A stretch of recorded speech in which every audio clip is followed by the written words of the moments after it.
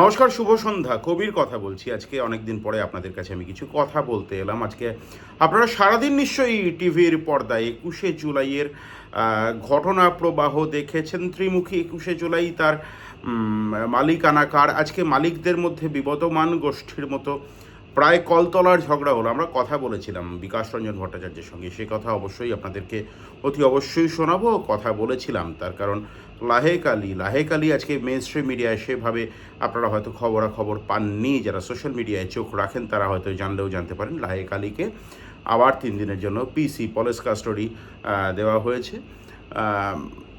অভিষেক বন্দ্যোপাধ্যায় আজকে আপনারা দেখেছেন ২১শে জুলাইয়ের মঞ্চে। আমি দৃশ্যপট আপনাদেরকে আর দেখাচ্ছি না, কারণ আপনারা মেইন স্ট্রিম মিডিয়ায় নিশ্চয়ই দেখেছেন। যে দৃশ্য দেখেছেন সে দৃশ্য দেখিয়ে প্রতিবেদনকে ভারী করব না। অভিষেক বন্দ্যোপাধ্যায় হুঙ্কার দিয়েছেন আজকে তাদের ২১শে জুলাই অর্থাৎ কালীঘাট তৃণমূলের ২১শে জুলাইয়ের জনসমাবেশ।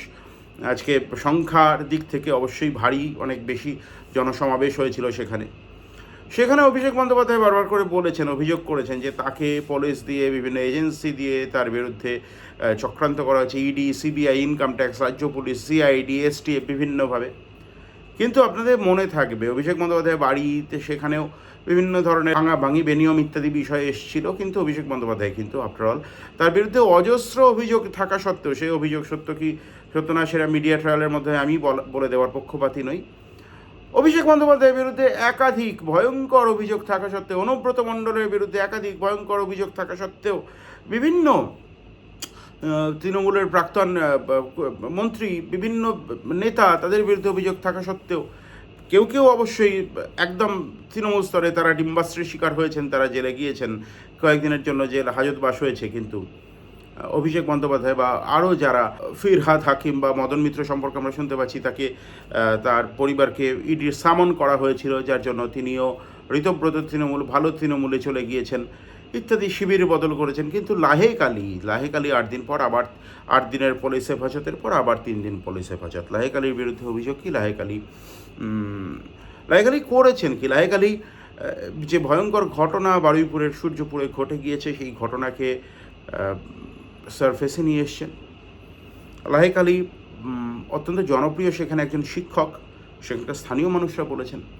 লাহেক আলী একটি দরিদ্র পরিবারের মানুষ, অত্যন্ত কষ্ট করে গৃহশিক্ষকতা করে, অনেকে ফ্রিতে পড়িয়ে তিনি দিন যাপন করেন, অনেকে ফ্রিতে পড়ান, সামান্য কিছু মানুষকে তিনি, ছেলে মেয়েকে তিনি টিউশনই পড়ান, সেভাবেই তার দিন যাপন হয়, তার মধ্যেও ফ্রিতে পড়ান, ফ্রি অফ কস্ট তিনি টিউশন প্রোভাইড করেন। আজকে লাহেক আলী দিনের পর দিন তাকে হাজতবাস করতে হচ্ছে, পুলিশ কাস্টডিতে থাকতে হচ্ছে। কিন্তু আপনারা দেখতে পাচ্ছেন যে অভিষেক বন্দ্যোপাধ্যায়, তাকে কিন্তু জেলবাস, হাজতবাস করতে হলো না। এবার এর কি কারণ থাকতে পারে সেটা আপনারা বিচার করবেন। সে বিচার করার মালিক আমি নই। আমি আপনাদের সামনে কিছু ডিসকোর্স তুলে ধরতে পারি, অ্যানালিটিক্যালি, বায়াসড হয়ে নয়। রাজ্যের বিরোধী পরিসরটা, সরকার বিরোধী যে পরিসরটা, সেই পরিসরটা আস্তে আস্তে কি বামপন্থীদের দখলে চলে যাওয়ার আতঙ্ক থেকেই কোনোভাবে তৃণমূলকে ভাসিয়ে রাখার একটা পরিকল্পনা করা হচ্ছে, সে কথাও আপনারা বিচার করবেন। আমি সে কথা বিচার করব না, আপনাদের সামনে শুধু প্রসঙ্গগুলো তুলে ধরতে পারি। আজকে যে প্র্যাকটিক্যালি কলতলার ঝগড়া, আমি এবং শেষ যে কথাটি আমি বলবো, আপনারা বিকাশ রঞ্জন ভট্টাচার্যের বক্তব্য আপনারা অবশ্যই শুনবেন, ওভারফোন তার সঙ্গে কথা বলেছিলাম। যে প্র্যাকটিক্যালি আছে, আপনারা ভাবুন যে সিপিআইএমের বিরুদ্ধে মমতা বন্দ্যোপাধ্যায় ২১শে জুলাই তার বক্তব্য, সিপিআইএমের বিরুদ্ধে তার আন্দোলন, সব কিছু। ঋতব্রত বন্দ্যোপাধ্যায় আজকে যিনি ২১শে জুলাই পালন করছেন, তিনি পরবর্তীকালে সিপিআইএমের রাজ্য কমিটির মেম্বার হয়েছিলেন, তিনি এসএফআইয়ের সর্বভারতীয় সাধারণ সম্পাদক হয়েছিলেন। মদন মিত্র বলছেন যে অভিষেক বন্দ্যোপাধ্যায় একটা ক্রিমিনাল ইনস্টিংক্ট রয়েছে, সেটা তাকে দেখে তার মনে হয়। কিছুদিন আগে পর্যন্ত তিনি অভিষেক বন্দ্যোপাধ্যায়ের সঙ্গে ছিলেন। আজকে মদন মিত্র বললেন যে last but not the least, Bikash Ranjan ভট্টাচার্যকেও সেই প্রশ্ন করেছিলাম, আমি আপনাদের কাছেও সেই প্রশ্ন করছি। গতকাল তার ফেসবুক লাইভে তিনি বললেন যে মমতা বন্দ্যোপাধ্যায় অভিষেক বন্দ্যোপাধ্যায় ধমকালে চমকালে তিনি ভয় পান না, সিপিএম বা বিজেপি ভয় পেতে পারে। আজকে বিজেপির নাম কর্পূরের মতো উবে গেল তার মুখ থেকে। ও লাভলি, সময় বলবে, আপনারা বলবেন। বিকাশ রঞ্জন ভট্টাচার্যের বক্তব্য শুনুন, এবং লাহেক আলীর আজকে যে শুনানির যে সেশন ছিল, তারপরে বেরিয়ে সায়ন বন্দ্যোপাধ্যায়, রানা গাঙ্গুলিরা কী বলেছেন আইনজীবী, সে কথা আপনাদেরকে দেখাবো। ভালো থাকুন, আপনার চোখ থাকুক কবির সৌরভের ইউটিউব চ্যানেলে, এবং যারা প্রথমবার এই চ্যানেলে আসছেন সাবস্ক্রাইব করে সঙ্গে থাকুন।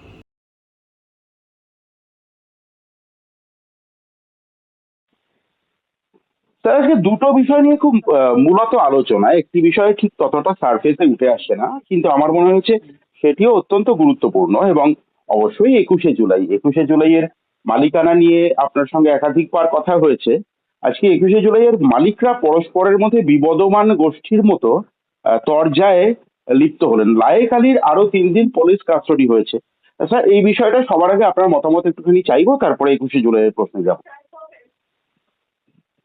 হ্যাঁ, লায়েক আলীকে ম্যাজিস্ট্রেট যদি 3 দিনের পুলিশ কাস্টডি দিয়ে থাকেন, তো ওরা তো ম্যাক্সিমাম 15 দিন দিতে পারে, এবং সেটাই দিয়েছেন। এখন পুলিশের রিপোর্টের ভিত্তিতে ম্যাজিস্ট্রেট দিয়েছেন, কতখানি বিচার করেছেন, কতখানি স্বাধীনভাবে ভাবনা চিন্তা করেছেন, সেটা তো এখনই বলা যাবে না, আদেশ কি দিয়েছেন না দেখে। যাই হোক, সে পিসির পরেই তখন আমরা হাইকোর্টে আসবো এবং যাতে ওর বেল হয় ব্যবস্থা করবো। স্যার আজকে আপনি নিশ্চয়ই লক্ষ্য রেখেছেন পরিস্থিতির দিকে। আমার কথা, অভিষেক বন্দ্যোপাধ্যায়ের বিরুদ্ধে আমি খুব ক্যাটেগরিক্যালি জিজ্ঞেস করবো। মদন মিত্র, যিনি কিছুদিন আগে পর্যন্ত অভিষেক মমতা শিবিরের অন্যতম গুরুত্বপূর্ণ সৈনিক ছিলেন, তিনি আজকে অভিষেক বন্দ্যোপাধ্যায় সম্পর্কে খুব বিস্ফোরক অভিযোগ করলেন যে ওকে দেখেই আমার মনে হয় যে he has a criminal instinct. আপনি এটাকে কিভাবে দেখছেন? আসলে দলটা তো এতদিন, আবারও বলি, মানে একটা ক্রিমিনালদের সমাবেশের দল ছিল, সেটাকে ব্যবহার করেছে, তৈরি করেছে বিজেপি। এখন এই তৃণমূলকে ভাসিয়ে রাখতে গেলে পরে ওদের মধ্যে এই পারস্পরিক বিরোধের একটা চেহারা বজায় রাখতে হবে। আজকে সেটাই আপনারা দেখেছেন 21শে জুলাইয়ের মঞ্চ থেকে। কিন্তু যেটা আলোচনায় আসছেন, আমার মনে হয় 21শে জুলাই আজকে কংগ্রেসের সমাবেশটাও বোধহয় ভালোই হয়েছিল যতটুকু হ্যাঁ, হ্যাঁ। আমি দেখলাম। প্রকৃতপক্ষে 21শে জুলাই শহীদ দিবস পালনের যে নৈতিক অধিকারটা একমাত্র কংগ্রেসেরই আছে, এদের তো নেই। তো যাই হোক, ওরা দুজনে ভাগাভাগি ঝগড়া করলেন, করে একে অপরকে বাঁচিয়ে রাখার চেষ্টা করছেন। এবং যেভাবে এরা একেবারে কি বলবো, নিজেদের নোংরা জামা কাপড় প্রকাশ্যে কাচা শুরু করেছেন, সেটা রাজনীতির পক্ষে একটা খুব শুভ দিক না। আজকে ঋতব্রত বন্দ্যোপাধ্যায়ের সম্পর্কে একটি প্রশ্ন আমি করবো, তার তার সম্পর্কে না, তার বক্তব্য সম্পর্কে। তিনি বললেন যে 21শে জুলাই কমিশনের রিপোর্ট প্রকাশে আসেনি, সেখানে যে টাকা ক্ষতিপূরণ দিতে বলা হয়েছিল সেই টাকার কিয়দংশ ক্ষতিপূরণ স্বরূপ দেওয়া হয়নি। অর্থাৎ এখানেও একটি দুর্নীতির হয়তো গন্ধ উঠে আসছে। আমার প্রশ্ন হচ্ছে আজকে, হ্যাঁ বলুন স্যার, প্লিজ বলুন। না না না না, প্রশ্ন করুন। আমার প্রশ্নটা হচ্ছে যে 21শে জুলাইয়ের যাদের বিরুদ্ধে 21শে জুলাই সিপিআইএম, ঋতব্রত বন্দ্যোপাধ্যায় 93 সালে না হলেও পরবর্তীকালে সিপিআইএম বা তার ছাত্র সংগঠনের সর্বোচ্চ জায়গায় ছিল, আজকে তারপরে মনীশ গুপ্ত অভিযুক্ত মনীশ গুপ্তকে বিদ্যুৎ মন্ত্রী করা হলো, সবটা তো গুলিয়ে যাচ্ছে। আপনি কিভাবে দেখবেন স্যার? দেখুন, আপনি যদি কোনো একটা কর্মকাণ্ডর পরিকল্পনা করে ঘটান এবং তার সঙ্গে যারা যুক্ত হয়ে পড়েন, তারা তো পরিকল্পনার মূল সূত্রটা সম্পর্কে অবহিত নন। তারা পুতুল নাচের মতো নেচেছেন, পুতুলতে নাচাচ্ছিলেন যারা দূর থেকে, তাদের তো ওরা বুঝতে পারেননি, দেখতে পারেননি। তাই আজকে যখন বলেন যে ক্ষতিপূরণ দেওয়ার কথা ছিল, ক্ষতিপূরণ দেয়নি, তো ওরা যদি জানতেন যে ক্ষতিপূরণ দেওয়ার ব্যবস্থা আছে ওদের দলের মধ্যে নাকি প্রচুর গণতান্ত্রিকতা ছিল, হুম, হুম। তাহলে তখন তারা কেন কথা বলেননি? এক। আর দুই হচ্ছে, 21শে জুলাইটা যে একটা পরিকল্পিত গুন্ডামি ছিল, যা দিয়ে একটা বিশৃঙ্খলা সৃষ্টি করার চেষ্টা হয়েছিল, সেটা তো মনীশ গুপ্ত যখন হোম সেক্রেটারি হিসেবে আদালতে হলফনামা দিয়েছেন, সেখানে বিস্তারিত বিবরণ দিয়েছেন। হুম। এবং তারপরে তিনি তৃণমূলের মন্ত্রী হয়েছিলেন, মমতা তাকে মন্ত্রী করেছেন। এই যোগাযোগগুলো তো খুব গুরুত্বপূর্ণ যোগাযোগ। হঠাৎ তিনি অবসরপ্রাপ্ত হওয়ার পরে পরে তৃণমূলে চলে এলেন। দুদিন আগে তিনি যখন দায়িত্বপ্রাপ্ত ছিলেন, তৃণমূলের কর্মকাণ্ড নিয়ে বিস্ফোরক কথা বলেছেন। তিনি যোগ দিলেন তৃণমূলে, এটা কি শুধুমাত্র তার বিবেকের তাড়নায়, না আবার ওই দক্ষ বাজিকর যেমন নাচাচ্ছিল সেই নাচার অঙ্গ হিসেবেই? হুম। এই সবগুলোই ওরা জানতেন।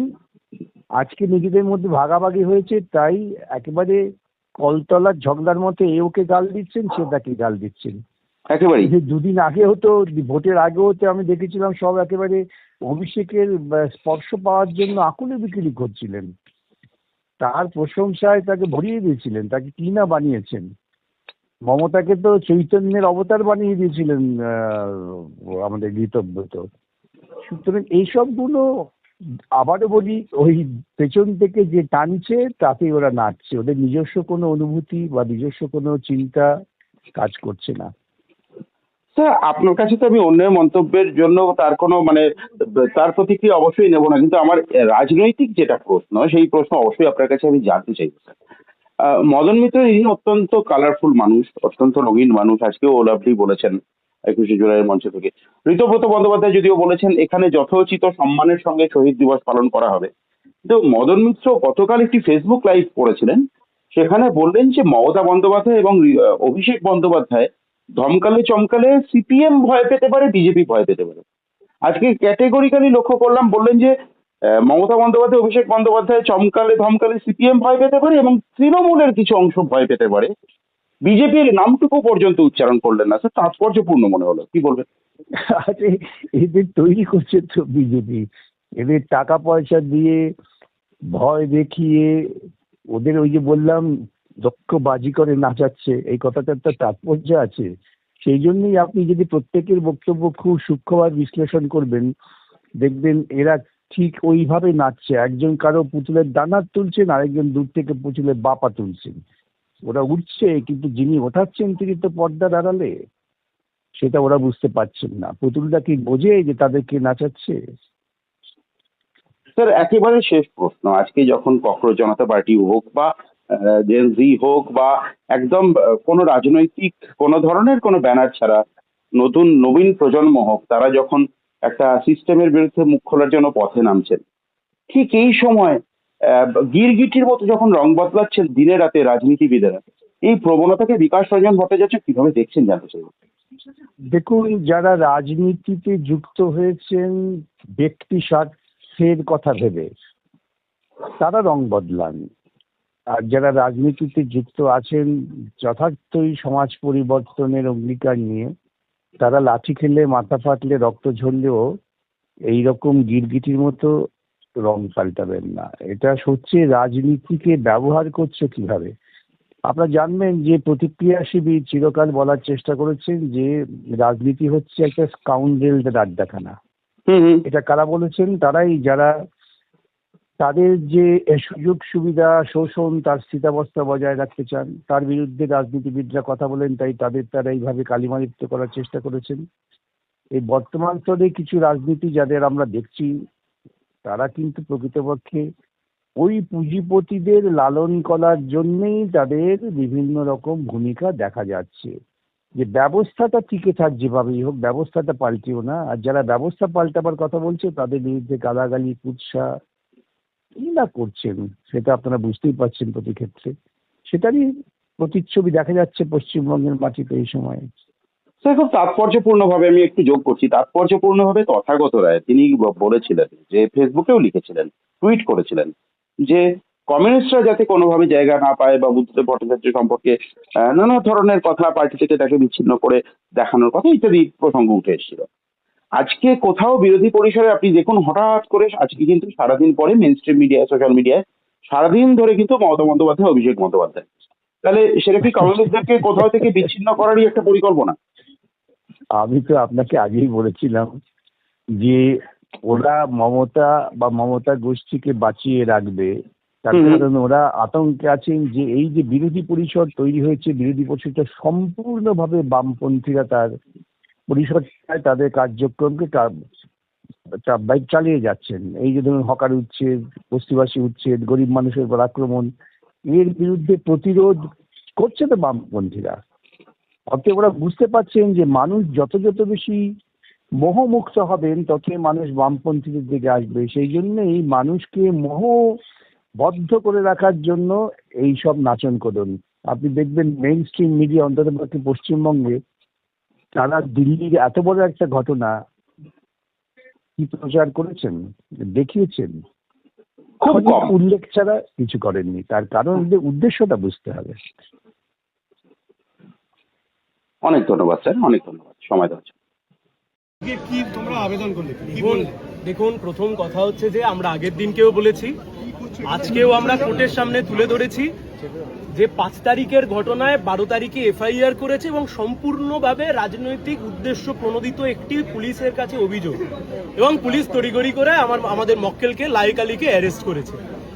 আজকে পিপি তার সাবমিশন যখন করছেন এবং পিপিকে যখন জাজ সাহেব জিজ্ঞাসা করেছেন যে কেন, কিসের জন্য বেল দেব না, আর কিসের জন্য আপনি চাইছেন, কিসের জন্য পুলিশ কাস্টাডি হবে, আমাদের মক্কেলের অপরাধ হচ্ছে তিনি অত্যন্ত ইনফ্লুয়েন্সিয়াল, আমাদের মক্কেলের অপরাধ হচ্ছে তিনি মানুষের পাশে থাকেন।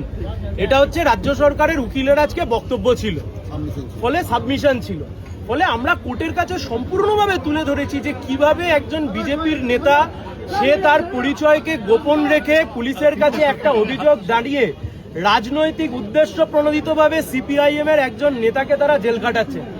8 দিন ধরে আমি পুলিশ কাস্টাডিতে আছি, কোনো রকমের কোনো ডেভেলপমেন্ট নেই। ওদের শুধুমাত্র যেটা অভিসন্ধি, এই যা এফআইআর হয়েছে সবকটা এফআইআর এ 2-5 দিন করে পিসি নিয়ে আমার যে রাইট সেই রাইটকে কার্টেল করা। আমাদের যে সাবমিশন সেই সাবমিশন আমরা স্ট্রংলি বলেছি, this is a political motivated investigation and police complaint which has been vitiated by the topmost executive of our state.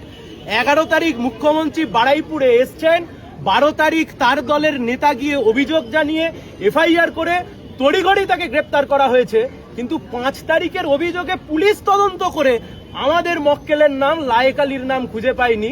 বিজেপির নেতা শতপ্রণোদিতভাবে তদন্ত করে খুঁজে পেয়ে তিনি গিয়ে জানিয়েছেন 4টে মামলায়, 4 নম্বর মামলায় তিনি গিয়ে জানিয়ে আমাদের মক্কেলকে তিনি অ্যারেস্ট করেছেন। কোর্টের কাছে আমরা আমাদের বক্তব্য জানিয়েছি, আমরা আশাবাদী। আর আজকের পলিটিক্যাল ফিগার এবং এর সাথে বলেছে পলিটিক্যাল ফিগার এবং এর সাথে পশ্চিম বিধানসভা কেন্দ্রে দাঁড়িয়েছে, ওর জন্যই ওনার অপরাধ এটা। এবং আমরা আজকে লার্নেট কোর্টের কাছে আরো একটি ঘটনা তুলে ধরেছি।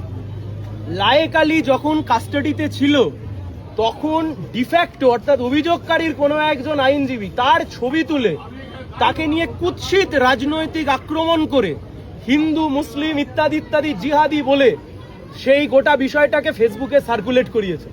আমরা কোর্টের দৃষ্টিতে নিয়ে এসেছি, কোর্ট বলেছেন যে আমরা অলরেডি এর কগনিজেন্স নিয়েছি, আমাদের দৃষ্টিতে বিষয়টি রয়েছে।